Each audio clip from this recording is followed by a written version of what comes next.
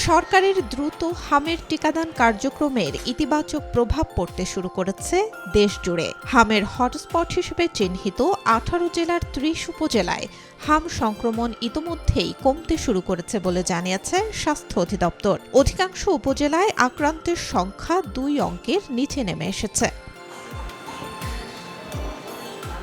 স্বাস্থ্য অধিদপ্তর জানায়, প্রাথমিকভাবে যেসব এলাকায় বিশেষ টিকাদান ক্যাম্পেইন চালানো হয়েছে সেখানে শিশুদের মধ্যে হামের সংক্রমণ উল্লেখযোগ্যভাবে কমেছে।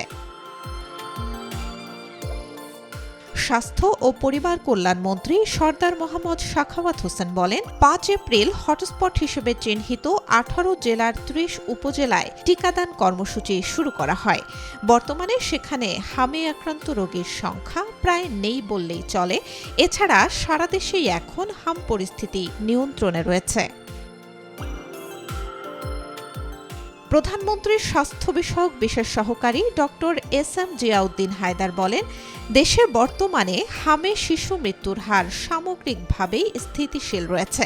তবে টিকাদান কর্মসূচির পূর্ণ সুফল পেতে আরও কয়েক সপ্তাহ সময় লাগবে, কারণ ভ্যাকসিন নেয়ার পর শরীরে অ্যান্টিবডি তৈরি হতে সাধারণত ৩ থেকে ৪ সপ্তাহ সময় লাগে।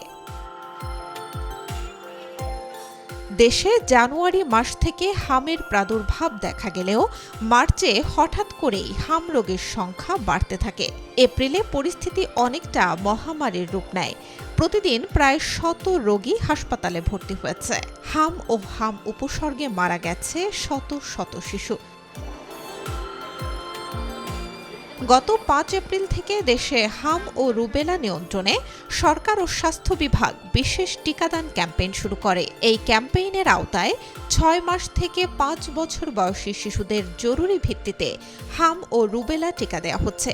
তবে এখনও প্রতিদিন প্রায় ১০ জন হাম ও হামের উপসর্গ নিয়ে হাসপাতালে ভর্তি হচ্ছেন।